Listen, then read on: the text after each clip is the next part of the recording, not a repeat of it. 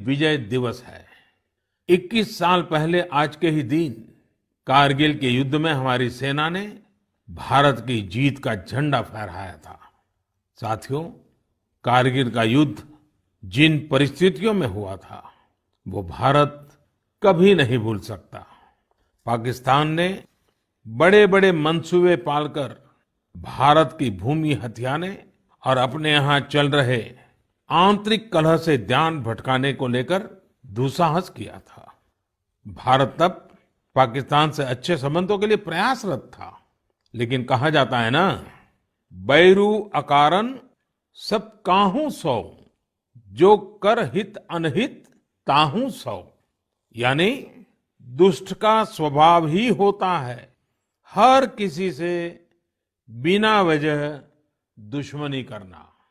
ऐसे स्वभाव के लोग जो हित करता है उसका भी नुकसान ही सोचते हैं। इसलिए भारत की मित्रता के जवाब में पाकिस्तान द्वारा पीठ में छुरा घोंपने की कोशिश हुई थी, लेकिन उसके बाद भारत की वीर सेना ने जो पराक्रम दिखाया, भारत ने अपनी जो ताकत दिखाई, उसे पूरी दुनिया ने देखा। आप कल्पना कर सकते हैं, ऊंचे पहाड़ों पर बैठा हुआ दुश्मन और नीचे से लड़ रही हमारी सेनाएं, हमारे वीर जवान। लेकिन जीत पहाड़ की ऊंचाई की नहीं, भारत की सेनाओं के ऊंचे हौसले और सच्ची वीरता की हुई। साथियों, उस समय मुझे भी करगिल जाने और हमारे जवानों की वीरता के दर्शन का सौभाग्य मिला। वो दिन मेरे जीवन के सबसे अनमोल क्षणों में से एक है। मैं देख रहा हूं कि आज देश भर में लोग कारगिल विजय को याद कर रहे हैं। सोशल मीडिया पर एक हैशटैग करेज इन करगिल के साथ लोग अपने वीरों को नमन कर रहे हैं। जो शहीद हुए हैं उन्हें श्रद्धांजलि दे रहे हैं। मैं आज सभी देशवासियों की तरफ से हमारे इन वीर जवानों के साथ साथ उन वीर माताओं को भी नमन करता हूं जिन्होंने मां भारती के सच्चे सपूतों को जन्म दिया। मेरा देश के नौजवानों से आग्रह है कि आज दिन भर कारगिल विजय से जुड़े हमारे जाबाजों की कहानियां, वीर माताओं के त्याग के बारे में एक दूसरे को बताएं, शेयर करें। मैं साथियों आपसे एक आग्रह करता हूं। आज एक वेबसाइट है www.gallantryawards.gov.in। आप उसको जरूर विजिट करें। वहां आपको हमारे वीर पराक्रमी योद्धाओं के बारे में, उनके पराक्रम के बारे में बहुत सारी जानकारियां प्राप्त होगी। और वो जानकारियां जब आप अपने साथियों के साथ चर्चा करेंगे, उनके लिए भी प्रेरणा का कारण बनेगी। आप जरूर इस वेबसाइट को विजिट कीजिए और मैं तो कहूंगा बार बार कीजिए। साथियों, कारगिल युद्ध के समय अटल जी ने लाल किले से जो कहा था वो आज भी हम सभी के लिए बहुत प्रासंगिक है। अटल जी ने तब देश को गांधी जी के एक मंत्र की याद दिलाई थी। महात्मा गांधी का मंत्र था कि यदि किसी को कभी कोई दुविधा हो कि उसे क्या करना क्या न करना, तो उसे भारत के सबसे गरीब और असहाय व्यक्ति के बारे में सोचना चाहिए। उसे ये सोचना चाहिए कि जो वो करने जा रहा है उससे उस व्यक्ति की भलाई होगी या नहीं होगी।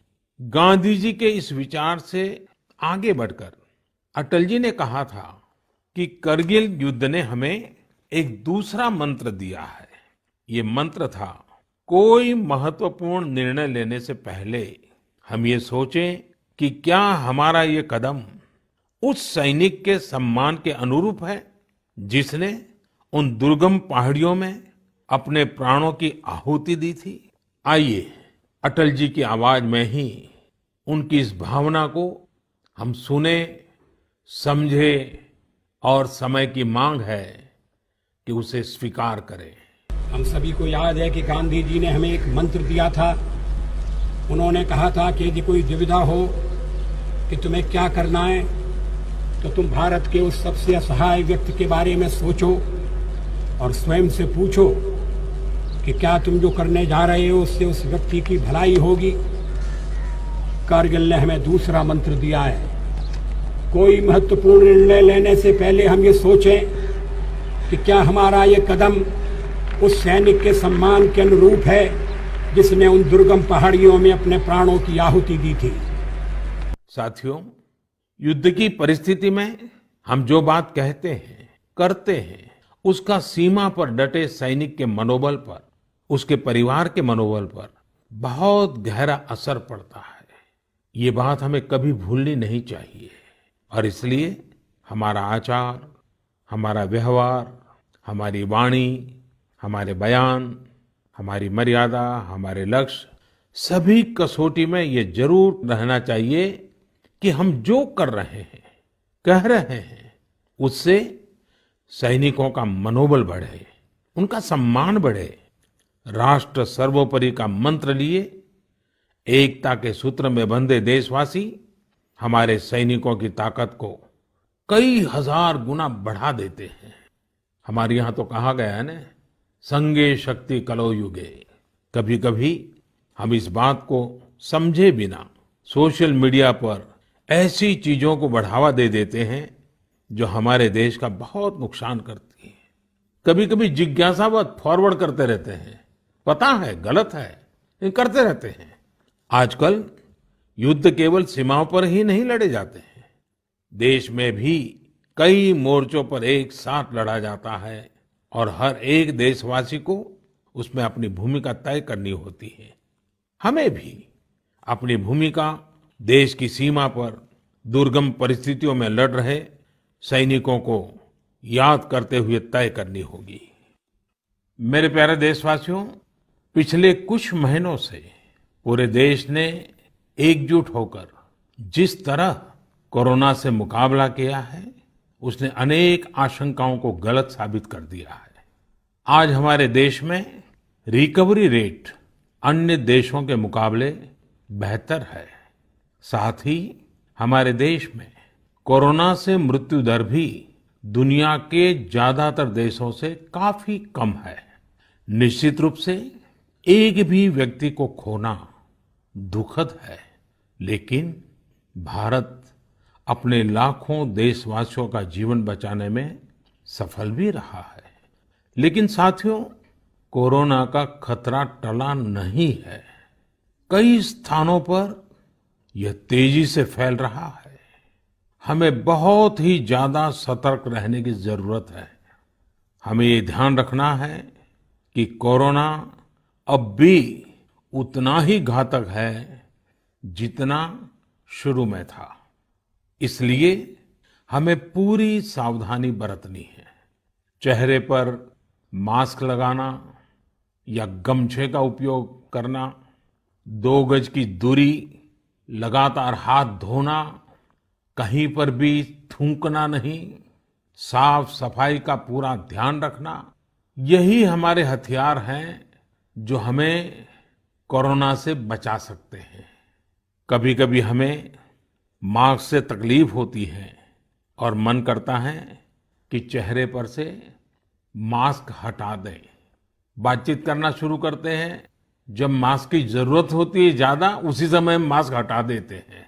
ऐसे समय मैं आपसे आग्रह करूंगा, जब भी आपको मास्क के कारण परेशानी फील होती हो, मन करता हो उतार देना है, तो पल भर के लिए उन डॉक्टर्स का स्मरण कीजिए, उन नर्सों का स्मरण कीजिए, हमारे उन कोरोना वॉरियर्स का स्मरण कीजिए। आप देखिए, वो मास्क पहन करके घंटों तक लगातार हम सबके जीवन को बचाने के लिए जुटे रहते हैं। 8-8, 10-10 घंटे तक मास्क पहने रखते हैं। क्या उनको तकलीफ नहीं होती होगी? थोड़ा सा उनका स्मरण कीजिए, आपको भी लगेगा कि हमें एक नागरिक के नाते इसमें जरा भी कोताही न बरतनी है, न किसी को बरतने देनी है। एक तरफ हमें कोरोना के खिलाफ लड़ाई को पूरी सजगता और सतर्कता के साथ लड़ना है, तो दूसरी ओर कठोर मेहनत से व्यवसाय, नौकरी, पढ़ाई, जो भी कर्तव्य हम निभाते हैं उसमें गति लानी है, उसको भी नई ऊंचाई पर ले जाना है। साथियों, कोरोना काल में तो हमारे ग्रामीण क्षेत्रों ने पूरे देश को दिशा दिखाई है। गांवों से स्थानीय नागरिकों के, ग्राम पंचायतों के अनेक अच्छे प्रयास लगातार सामने आ रहे हैं। जम्मू में एक गांव त्रेवा ग्राम पंचायत है। वहां की सरपंच हैं बलबीर कौर जी। मुझे बताया गया कि बलबीर कौर जी ने अपनी पंचायत में 30 बेड का एक क्वारंटाइन सेंटर बनवाया। पंचायत आने वाले रास्तों पर पानी की व्यवस्था की, लोगों को हाथ धोने में कोई दिक्कत ना हो इसका इंतजाम करवाया। इतना ही नहीं, ये बलबीर कौर जी खुद अपने कंधे पर स्प्रे पंप टांग कर वॉलंटियर्स के साथ मिलकर पूरी पंचायत में, आसपास के क्षेत्र में सैनिटाइजेशन का काम भी करती है। ऐसी ही एक और कश्मीरी महिला सरपंच है गांदरबल के चौंटलीवार की जैतूना बेगम। जैतूना बेगम जी ने तय किया कि उनकी पंचायत कोरोना के खिलाफ जंग लड़ेगी और कमाई के लिए अवसर भी पैदा करेगी। उन्होंने पूरे इलाके में फ्री मास्क बांटे, फ्री राशन बांटा। साथ ही उन्होंने लोगों को फसलों के बीज और सेब के पौधे भी दिए ताकि लोगों को खेती में, बागवानी में दिक्कत ना आए। साथियों, कश्मीर से एक और प्रेरक घटना है। यहाँ अनंतनाग में म्युनिसिपल प्रेसिडेंट है श्रीमान मोहम्मद इकबाल। उन्हें अपने इलाके में सैनिटाइजेशन के लिए स्प्रेयर की जरूरत थी। उन्होंने जानकारी जुटाई तो पता चला कि मशीन दूसरे शहर से लानी पड़ेगी और कीमत भी होगी 6 लाख रुपए। तो श्रीमान इकबाल जी ने खुद ही प्रयास करके अपने आप स्प्रेयर मशीन बना ली और वो भी केवल 50,000 रुपये में। ऐसे कितने ही और उदाहरण हैं पूरे देश में, कोने कोने में ऐसी कई प्रेरक घटनाएं रोज सामने आती हैं। ये सभी अभिनंदन के अधिकारी हैं। चुनौती आई लेकिन लोगों ने उतनी ही ताकत से उसका सामना भी किया। मेरे प्यारे देशवासियों, सही अप्रोच से, सकारात्मक अप्रोच से हमेशा आपदा को अवसर में, विपत्ति को विकास में बदलने में बहुत मदद मिलती है। अभी हम कोरोना के समय भी देख रहे हैं कि कैसे हमारे देश के युवाओं, महिलाओं ने अपने टैलेंट और स्किल के दम पर कुछ नए प्रयोग शुरू किए हैं। बिहार में कई वुमेन सेल्फ हेल्प ग्रुप्स ने मधुबनी पेंटिंग वाले मास्क बनाना शुरू किया है और देखते ही देखते ये खूब पॉपुलर हो गए। ये मधुबनी मास्क एक तरह से अपनी परंपरा का प्रचार तो करते ही हैं, लोगों को स्वास्थ्य के साथ रोजगारी भी दे रहे हैं। आप जानते ही हैं, नॉर्थ ईस्ट में बैम्बू यानी बांस कितनी बड़ी मात्रा में होता है। अब इसी बांस से त्रिपुरा, मणिपुर, असम के कारीगरों ने हाई क्वालिटी की पानी की बोतल और टिफिन बॉक्स बनाना शुरू किया है बाम्बू से। आप अगर इनकी क्वालिटी देखेंगे तो भरोसा नहीं होगा कि बांस की बोतलें भी इतनी शानदार हो सकती हैं और फिर ये बोतलें इको फ्रेंडली भी हैं। इन्हें जब बनाते हैं तो बांस को पहले नीम और दूसरे औषधीय पौधों के साथ उबाला जाता है। इससे इनमें औषधीय गुण भी आते हैं। छोटे छोटे स्थानीय प्रोडक्ट से कैसे बड़ी सफलता मिलती है, इसका एक उदाहरण झारखंड से भी मिलता है। झारखंड के बिशुनपुर में इन दिनों 30 से ज्यादा समूह मिलकर के लेमन ग्रास की खेती कर रहे हैं। लेमन ग्रास 4 महीनों में तैयार हो जाती है और उसका तेल बाजार में अच्छे दामों में बिकता है। इसकी आजकल काफी मांग भी है। मैं देश के 2 इलाकों के बारे में भी बात करना चाहता हूं। दोनों ही एक दूसरे से सैकड़ों किलोमीटर दूर है और अपने अपने तरीके से भारत को आत्मनिर्भर बनाने के लिए कुछ हटकर के काम कर रहे हैं। एक है लद्दाख और दूसरा है कच्छ। लेह और लद्दाख का नाम सामने आते ही खूबसूरत वादियां और ऊंचे ऊंचे पहाड़ों के दृश्य हमारे सामने आ जाते हैं। ताजी हवा के झोंके महसूस होने लगते हैं। वहीं कच्छ का जिक्र होते ही रेगिस्तान, दूर दूर तक रेगिस्तान, कहीं पेड़ पौधा भी नजर ना आए, ये सब हमारे सामने आ जाता है। लद्दाख में एक विशिष्ट फल होता है जिसका नाम चूली या एप्रिकॉट यानी खुबानी है। ये फसल इस क्षेत्र की इकोनॉमी को बदलने की क्षमता रखती है, परंतु अफसोस की बात यह है कि सप्लाई चेन, मौसम की मार जैसी अनेक चुनौतियों से ये जूझता रहता है। इसकी कम से कम बर्बादी हो, इसके लिए आजकल एक नए इनोवेशन का इस्तेमाल शुरू हुआ है। एक ड्यूअल सिस्टम है जिसका नाम है solar apricot dryer and space heater. ये खुबानी और दूसरे अन्य फलों एवं सब्जियों को जरूरत के अनुसार सूखा सकता है, और वो भी हाइजेनिक तरीके से। पहले जब खुबानी को खेतों के पास सुखाते थे तो इससे बर्बादी तो होती ही थी, साथ ही धूल और बारिश के पानी की वजह से फलों की क्वालिटी भी प्रभावित होती थी। दूसरी ओर आजकल कच्छ में किसान ड्रैगन फ्रूट्स की खेती के लिए सराहनीय प्रयास कर रहे हैं। बहुत से लोग जब सुनते हैं तो उन्हें आश्चर्य होता है, कच्छ और ड्रैगन फ्रूट्स, लेकिन वहां आज कई किसान इस कार्य में जुटे हैं। फल की गुणवत्ता और कम जमीन में ज्यादा उत्पाद को लेकर काफी इनोवेशन किए जा रहे हैं। मुझे बताया गया है कि ड्रैगन फ्रूट्स की लोकप्रियता लगातार बढ़ रही है, विशेषकर नाश्ते में इस्तेमाल काफी बढ़ा है। कच्छ के किसानों का संकल्प है कि देश को ड्रैगन फ्रूट्स का आयात न करना पड़े। यही तो आत्मनिर्भरता की बात है। साथियों, जब हम कुछ नया करने का सोचते हैं, इनोवेटिव सोचते हैं, तो ऐसे काम भी संभव हो जाते हैं जिनकी आम तौर पर कोई कल्पना नहीं करता। जैसे कि बिहार के कुछ युवाओं को ही लीजिए। पहले सामान्य नौकरी करते थे। एक दिन उन्होंने तय किया कि वो मोती यानी पल्स की खेती करेंगे। उनके क्षेत्र में लोगों को इस बारे में बहुत पता नहीं था, लेकिन इन लोगों ने पहले सारी जानकारी जुटाई, जयपुर और भुवनेश्वर जाकर ट्रेनिंग ली और अपने गांव में ही मोती की खेती शुरू कर दी। आज ये स्वयं तो इससे काफी कमाई कर ही रहे हैं। उन्होंने मुजफ्फरपुर, बेगूसराय और पटना में अन्य राज्यों से लौटे प्रवासी मजदूरों को इसकी ट्रेनिंग देनी भी शुरू कर दी है।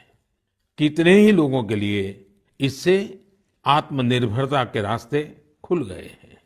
साथियों, अभी कुछ दिन बाद रक्षाबंधन का पावन पर्व आ रहा है। मैं इन दिनों देख रहा हूं कि कई लोग और संस्थाएं इस बार रक्षाबंधन को अलग तरीके से मनाने का अभियान चला रहे हैं। कई लोग इसे वोकल फॉर लोकल से भी जोड़ रहे हैं, और बात भी सही है। हमारे पर्व हमारे समाज के, हमारे घर के पास ही किसी व्यक्ति का व्यापार बढ़े, उसका भी पर्व खुशहाल हो, तब पर्व का आनंद कुछ और ही हो जाता है। सभी देशवासियों को रक्षाबंधन की बहुत बहुत शुभकामनाएं। साथियों, 7 अगस्त को नेशनल हैंडलूम डे है। भारत का हैंडलूम, हमारा हैंडीक्राफ्ट अपने आप में सैकड़ों वर्षों का गौरवमय इतिहास समेटे हुए है। हम सभी का प्रयास होना चाहिए कि न सिर्फ भारतीय हैंडलूम और हैंडीक्राफ्ट का ज्यादा से ज्यादा उपयोग करें, बल्कि इसके बारे में हमें ज्यादा से ज्यादा लोगों को बताना भी चाहिए। भारत का हैंडलूम और हैंडीक्राफ्ट कितना रिच है, इसमें कितनी विविधता है, ये दुनिया जितना ज्यादा जानेगी उतना ही हमारे लोकल कारीगरों और बुनकरों को लाभ होगा। साथियों, विशेषकर मेरे युवा साथियों, हमारा देश बदल रहा है। कैसे बदल रहा है, कितनी तेजी से बदल रहा है, कैसे कैसे क्षेत्रों में बदल रहा है। एक सकारात्मक सोच के साथ अगर निगाह डालें तो हम खुद अचंभित रह जाएंगे। एक समय था जब खेलकूद से लेकर के अन्य सेक्टर्स में अधिकतर लोग या तो बड़े बड़े शहरों से होते थे या बड़े बड़े परिवार से या फिर नामी गिरामी स्कूल या कॉलेज से होते थे। अब देश बदल रहा है। गांवों से, छोटे शहरों से, सामान्य परिवार से हमारे युवा आगे आ रहे हैं, सफलता के नए शिखर चूम रहे हैं। ये लोग संकटों के बीच भी नए नए सपने संजोते हुए आगे बढ़ रहे हैं। कुछ ऐसा ही हमें अभी हाल ही में जो बोर्ड एग्जाम्स के रिजल्ट आए उसमें भी दिखता है। आज मन की बात में हम कुछ ऐसे ही प्रतिभाशाली बेटे बेटियों से बात करते हैं। ऐसी ही एक प्रतिभाशाली बेटी है कृतिका नांदल। कृतिका जी हरियाणा में पानीपत से हैं। हेलो कृतिका जी, नमस्ते। नमस्ते सर। इतने अच्छे परिणाम के लिए आपको बहुत बहुत बधाई। धन्यवाद सर। और आपको तो इन दिनों टेलीफोन लेते लेते भी आप थक गई होगी, इतने सारे लोगों के फोन आते होंगे। जी सर। और जो लोग बधाई देते हैं वो भी गर्व महसूस करते होंगे कि वो आपको जानते हैं। आपको कैसा लग रहा है? सर बहुत अच्छा लग रहा है। पेरेंट्स को प्राउड फील करा के खुद को भी इतना प्राउड फील हो रहा है। अच्छा, ये बताइए कि आपकी सबसे बड़ी प्रेरणा कौन है? सर मेरी मम्मी है सबसे बड़ी प्रेरणा तो मेरी। वाह। अच्छा, आप मम्मी से क्या सीख रही है? सर उन्होंने अपनी जिंदगी में इतनी मुश्किलें देखी फिर भी वो इतनी बोल्ड और इतनी स्ट्रोंग है। सर उन्हें देख देख के इतनी प्रेरणा मिलती है कि मैं भी उन्हीं की तरह बनूं। माँ कितनी पढ़ी लिखी हैं? सर बीए की है उन्होंने। बीए किया हुआ है? जी सर। अच्छा, तो माँ आपको सिखाती भी होगी? जी सर सिखाती हैं, दुनियादारी के बारे में हर बात बताती है। वह डांटती भी होगी? जी सर डांटती भी है। अच्छा बेटा, आप आगे क्या करना चाहती हैं? सर हम डॉक्टर बनना चाहते हैं। अरे वाह। MBBS। देखिए, डॉक्टर बनना आसान काम नहीं है। जी सर। डिग्री तो प्राप्त कर लेंगी क्योंकि आप बड़ी तेजस्वी हो बेटा, लेकिन डॉक्टर का जीवन जो है वो समाज के लिए बहुत समर्पित होता है। जी सर। उसको कभी रात को चैन से सो भी नहीं सकता है, कभी भी पेशेंट का फोन आ जाता है, अस्पताल से फोन आ जाता है, उसको दौड़ना पड़ता है। एक प्रकार से 24/7 365 डेज डॉक्टर की जिंदगी लोगों की सेवा में लगी रहती है। Yes sir. और खतरा भी रहता है क्योंकि कभी पता नहीं आजकल के जिस प्रकार की बीमारियां हैं, तो डॉक्टर के सामने भी बहुत बड़ा संकट रहता है। जी सर। अच्छा कृतिका, हरियाणा तो खेलकूद में पूरे हिंदुस्तान के लिए हमेशा ही प्रेरणा देने वाला, प्रोत्साहन देने वाला राज्य रहा है। हाँ जी सर। तो आप भी तो कुछ खेलकूद में भाग लेती हैं क्या? कुछ खेलकूद पसंद है क्या आपको? सर बास्केटबॉल खेलते थे स्कूल में थे जब। अच्छा, आपकी ऊंचाई कितनी है? ज्यादा है ऊंचाई? नहीं सर 5'2" की है। अच्छा, तो फिर तुम्हारे खेल में पसंद करते हैं?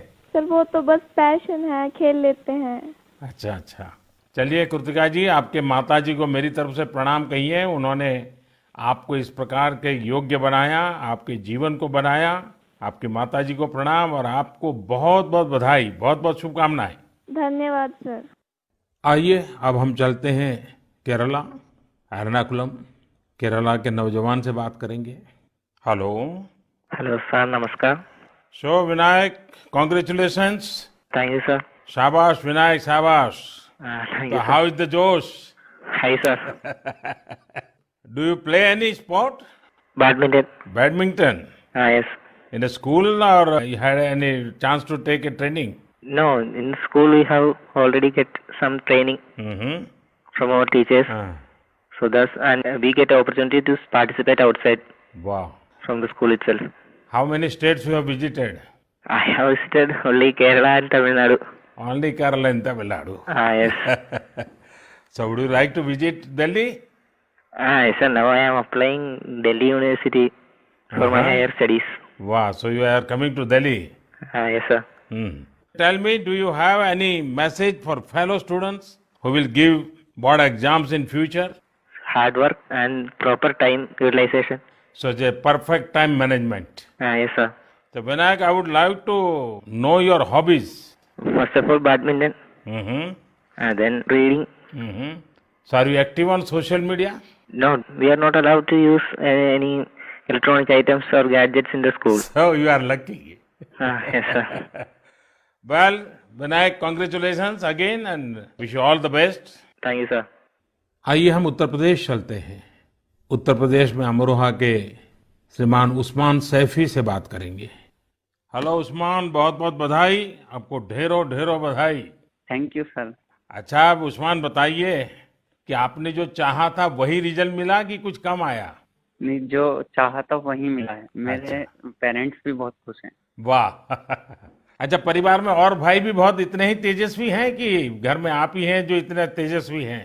सिर्फ मैं ही हूँ। मेरा भाई वो थोड़ा सा शरारती है, हाँ। बाकी मुझे लेकर बहुत खुश रहता है। अच्छा अच्छा अच्छा, आप जब पढ़ रहे थे तो उस्मान आपका पसंदीदा विषय क्या था? मैथमेटिक्स। अरे वाह, तो मैथमेटिक्स में क्या रुचि रहती थी, कैसे हुआ, किस टीचर ने आपको प्रेरित किया? जी, हमारे एक सब्जेक्ट टीचर रजत सर, हम्म।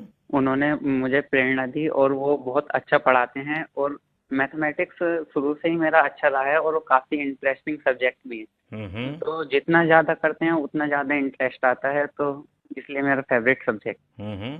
आपको मालूम है एक ऑनलाइन वैदिक मैथमेटिक्स के क्लासेस चलते हैं? Yes sir. हाँ, कभी ट्राई किया है इसका?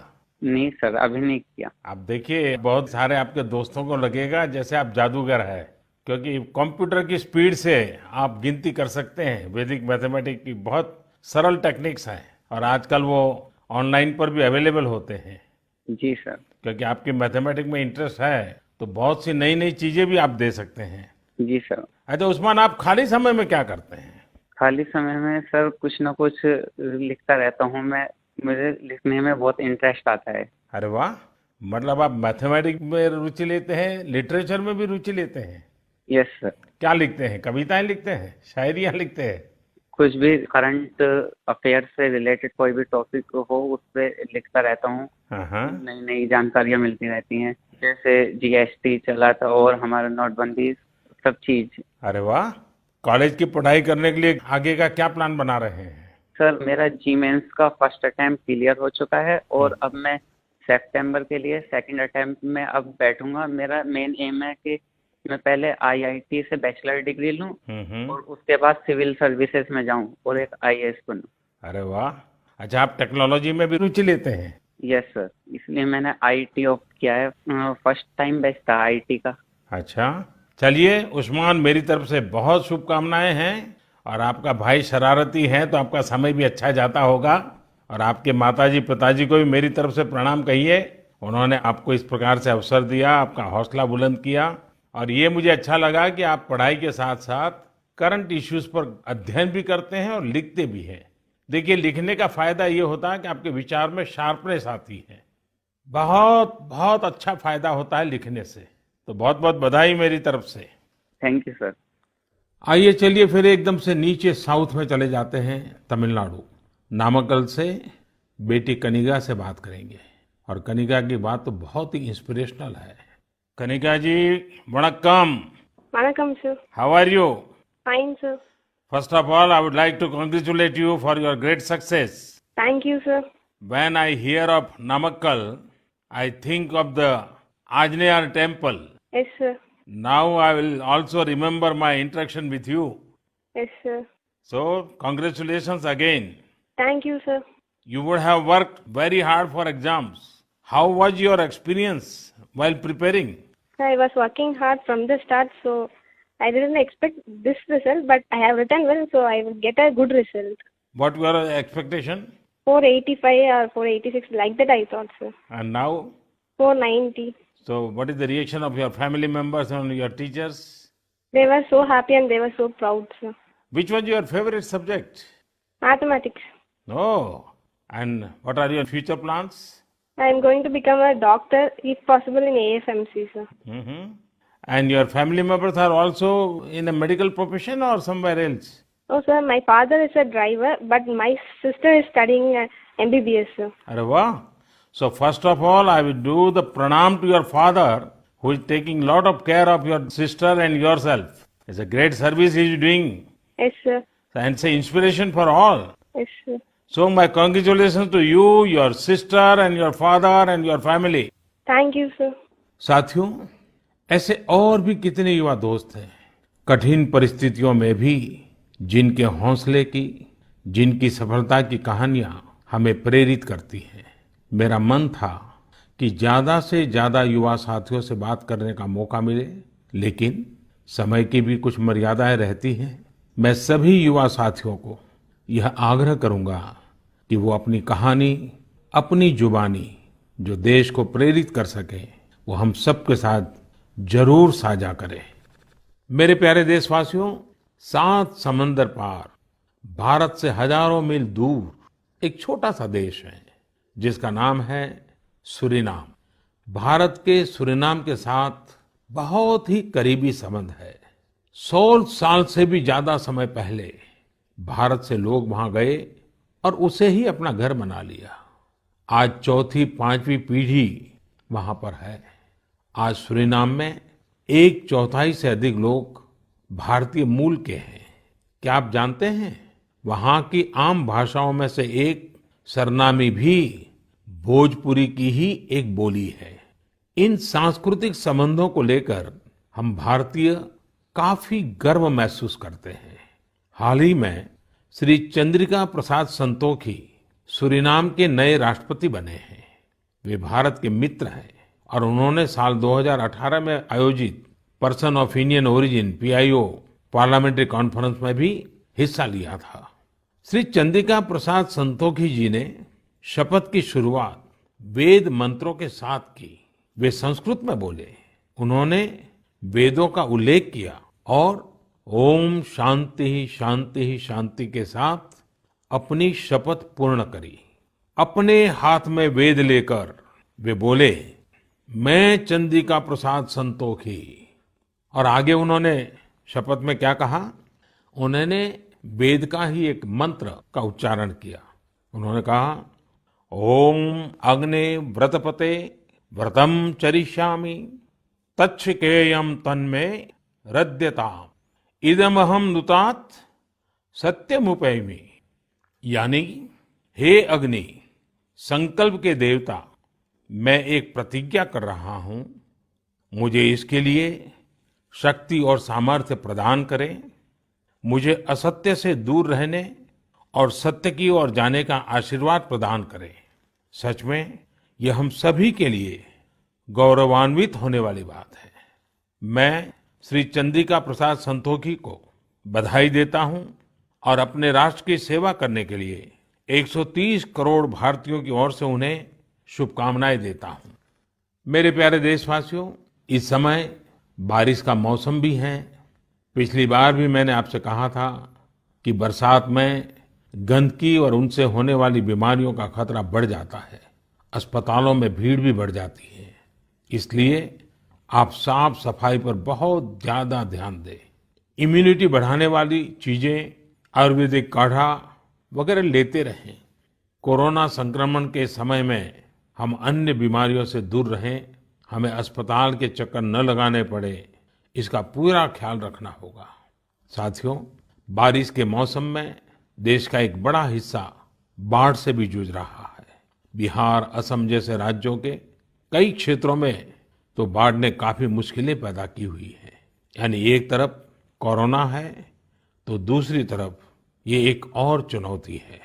ऐसे में सभी सरकारें, NDRF की टीमें, राज्य की आपदा नियंत्रण टीमें, स्वयंसेवी संस्थाएं सब एक साथ मिलकर जुटे हुए हैं। हर तरह से राहत और बचाव के काम कर रहे हैं। इस आपदा से प्रभावित सभी लोगों के साथ पूरा देश खड़ा है। साथियों, अगली बार जब हम मन की बात में मिलेंगे, उसके पहले ही 15 अगस्त भी आने वाला है। इस बार 15 अगस्त भी अलग परिस्थितियों में होगा। कोरोना महामारी की इस आपदा के बीच होगा। मेरा अपने युवाओं से, सभी देशवासियों से अनुरोध है कि हम स्वतंत्रता दिवस पर महामारी से आजादी का संकल्प लें, आत्मनिर्भर भारत का संकल्प लें, कुछ नया सीखने और सिखाने का संकल्प लें, अपने कर्तव्यों के पालन का संकल्प लें। हमारा देश आज जिस ऊंचाई पर है, वो कई ऐसी महान विभूतियों की तपस्या की वजह से हैं जिन्होंने राष्ट्र निर्माण के लिए अपना जीवन समर्पित कर दिया। उन्हीं महान विभूतियों में से एक है लोकमान्य तिलक। 1 अगस्त 2020 को लोकमान्य तिलक जी की 100वीं पुण्यतिथि है। लोकमान्य तिलक जी का जीवन हम सभी के लिए बहुत बड़ी प्रेरणा है, हम सभी को बहुत कुछ सिखाता है। अगली बार जब हम मिलेंगे तो फिर ढेर सारी बातें करेंगे, मिलकर कुछ नया सीखेंगे और सबके साथ साझा करेंगे।